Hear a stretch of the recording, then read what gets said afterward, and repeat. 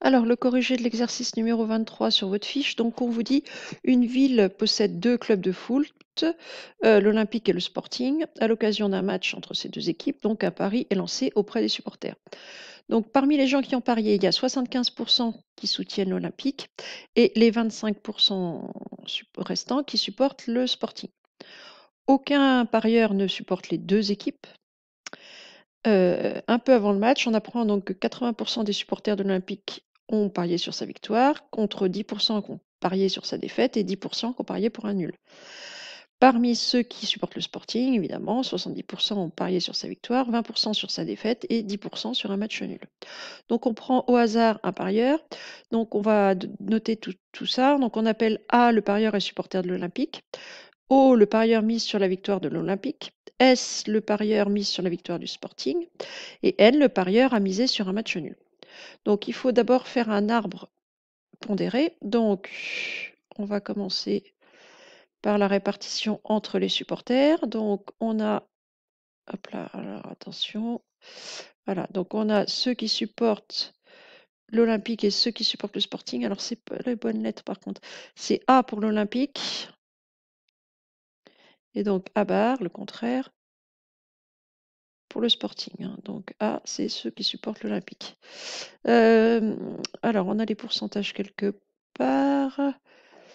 Donc 75%, 0,75 supportent l'Olympique. Et donc les autres, 25%, supportent le Sporting.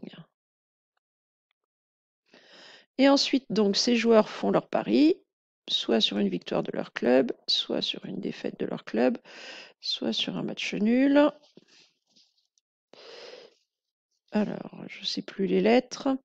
O, le parieur mise sur la victoire de l'Olympique. Donc, S sur la victoire du Sporting et N sur le match nul. Olympique, match nul ou Sporting. Et on a les pourcentages dans l'énoncé. 80% des supporters olympiques ont parié sur sa victoire. Donc 0,8, on dit que c'est l'Olympique qui allait gagner. Je crois que c'est après 10% et 10%. Voilà, c'est ça. Donc 0,1, 0,1.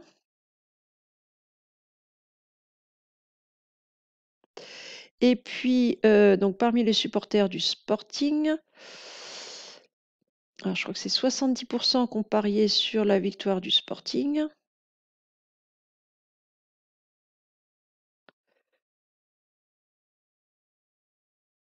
20% sur sa défaite et donc sur une victoire de l'Olympique. Et 10% sur le match nul. C'est ça.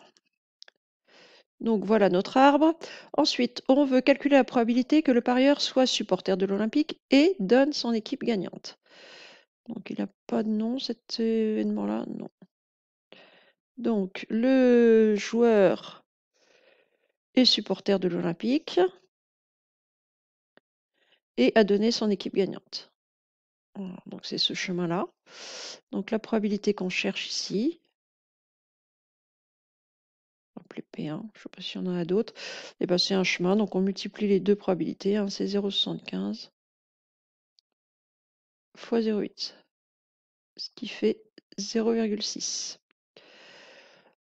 Ensuite, montrer que la probabilité de l'événement O, c'est-à-dire que la probabilité qu'on ait parié sur une victoire de l'Olympique est de 0,65. Alors, l'événement O, on le trouve à deux endroits dans l'arbre, ici et là. Donc, la probabilité de l'événement O, on va être obligé d'ajouter les probabilités des deux chemins. Donc, probabilité de O. Donc, ça va être la probabilité de A interro, c'est-à-dire on est supporter de l'Olympique et on mise sur une victoire de l'Olympique, plus la probabilité de je suis supporter du Sporting, mais je mise quand même sur une victoire de l'Olympique. Donc, A bar interro. Donc, on va avoir 0,6, c'est la première, ça c'est ce qu'on a calculé là-haut, plus P de A bar interro, 0,25 fois 0,2. C'est-à-dire 0,6 plus 0,25 0,5. On va trouver 0,65. Oui, d'ailleurs, là, j'aurais pu mettre, c'était la probabilité de A interro hein, qu'on vient de calculer. Donc 0,65, c'est bien ce qu'on nous donnait dans l'énoncé. Calculer la probabilité de l'événement N. Donc la probabilité que le parieur ait parié sur un match nul. Donc exactement sur le même principe. Il y a les supporters de l'Olympique et les supporters du Sporting qui ont pu voter pour un match nul. Donc la probabilité d'avoir un match nul, enfin d'avoir parié sur un match nul, c'est la probabilité d'en avoir un qui supporte l'Olympique qui a parié sur match nul. Donc ça c'est A inter N, plus la probabilité que ce soit un supporter du Sporting qui est misé sur le match nul. Donc ça c'est A bar inter N. Donc on va avoir 0,75 fois 0,1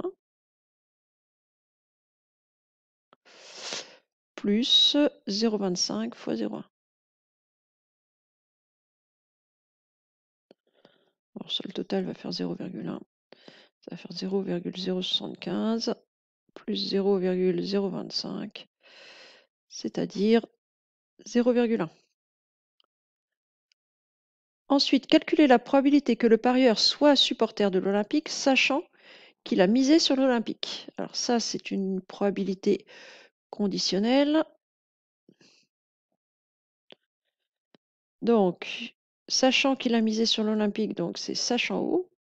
Quelle est la probabilité qu'il soit supporter de l'Olympique? Donc c'est la probabilité de A sachant O. Bon, bah ça, c'est la probabilité de O inter A divisé par la probabilité de O. Alors, O inter A, c'est 0,6 divisé par la probabilité de O, 0,65. Alors, est-ce que... Oui, je vais la mettre en fraction. C'est 60 sur 65. De toute façon, ça tombe pas juste. Et ça doit faire 12 sur 13.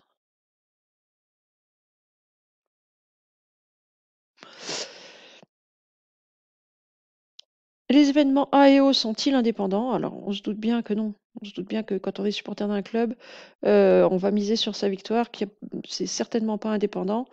Bon, bah, on vient de le prouver. Ici, on a la probabilité de A sachant O qui vaut 12/13e. Et la probabilité de A, elle était que de 3/4, hein, 0,75. P de A, c'est 0,75. C'est pas pareil que la probabilité de A sachant O. Donc O et A ne sont pas indépendants.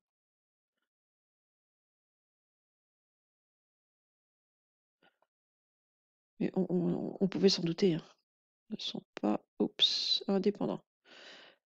Bon, j'ai plus beaucoup de place. Hein. Pas grave, vous m'en voudrez pas. Voilà. Bah, ça doit être tout pour cet exercice. Pas de réelle difficulté.